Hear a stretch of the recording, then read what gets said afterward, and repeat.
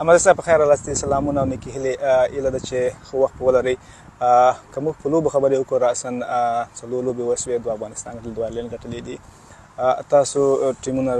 روزئ او که په سټنډ خبره راته وکړئ د آیرلینډ او د افغانستان سټنډ په چش کې ده او د آیرلینډ سټنډ په چش کې ده تر دا مهاله. بسم الله الرحمن الرحیم. مننه دا چې څلور لوبې تر اوسه پورې وسولې او موږ به ورته ووایو بدبختانه افغانستان ټیم دومره په شل اوریزو کې دومره یعنې کمزوري نه و لکه څنګه چې موږ دواړه لوبې بایللې خو غټ علت یې دا و چې د موږ دلته ډېر کم وخت وشو یعنې 2 ورځې پریکټس دلته وکړو بیا راغلو میچونه مو کړل او بیا د آیرلینډ ښه والی په دې کې چې دوی په اواخرو کې که تاسو وګورئ دوی له نیوزیلینډ سره دوی له انګلستان سره دوی له جنوبي افریقا سره دوی له هند سره یعنې داسې یو پیاوړو لوبډلو سره دوی لوبې کړې وې چې د دوی هغه کمبینیشن جوړ و هغه د دوی ډېر ښه میچونه ورسره کړي وو یعنې دوی په پریکټس کې په دغه خپل کنډیشن کې متاسفانه چې موږ سره عمره وخت نه ول د شپږیزه ختمه شوله او بیا په دویمه ورځ باندې موږ دلته را روان شو او 2 ورځې تمرین نه پس هغه هم چې هغه د میچ پریکټس نه و صرف هغه نټ پریکټس موږ دلته وکړو خو خوشحاله په دې معنی یو چې په داسې وخت کې د موږ دغه لوبغاړو بیرته یو ډېر ښه کمبیک وکړو چې یعنې تاسې ویلی شئ چې یعنې ځان یې وښود چې د آیرلینډ په پرتله باندې د افغانستان ټیم یو ښه ټیم ده. د افغانستان په عقل که مو وغږیږو همیشه موږ د افغانستان په سپین بالینګ باندې ډېر تکیه کوو. اوس که وګورو د فاست بالینګ هم رامخته شوی ده ښه ځلیږي نو فاست بالران خو داسې دي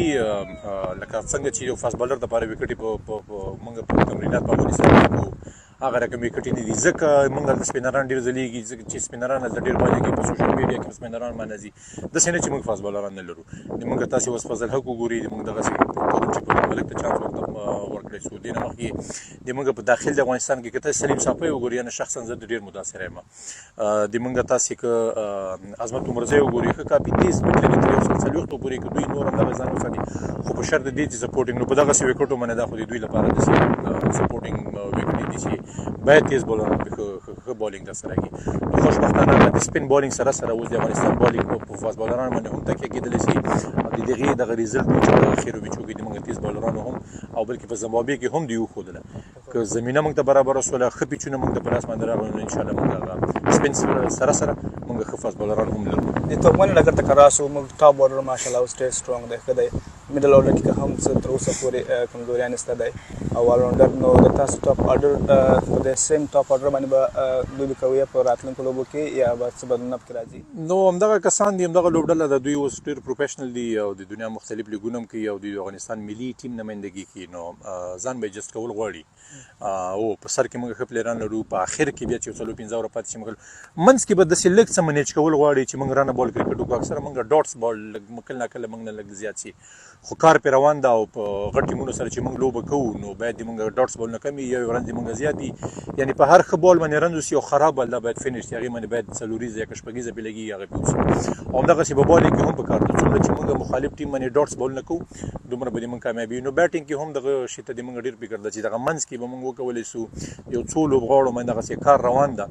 د خیره سره دوی په راتګ سره نو دغه ایشیا کپ به بهترین مثال چې دغه منځ موږ څنګه وکړو چې دغه سره مینیج کړو سر کې موږ ډېر ښه سټارټ ورکړو اخر کې کولی شو منځ کې مینیج کول غواړي لږ پارټنرشپ کول غواړي چې سر کې په دایره کې څومره رنز وشي په اخري کې نو دغه منځ کې که موږ رنه بال کرکټ هم وکړو نو موږ هر یو لوبډلې ته تقریبا 1.5 سل 1.8 1.8 چې دا به د افغانستان بالینګ په خلاف باندې به کافي رنز وي چې د موږ بالینګ دغې دپاره دوی به فایټ وکړي. بالکل ډېره مننه احمدزی صاحب له وخت نه خوشحاله اوسئ راتلونکو لوبو کې تاسو ته ښه وخت غواړو او بریا غواړو. کور مو در خوشحاله اوسئ.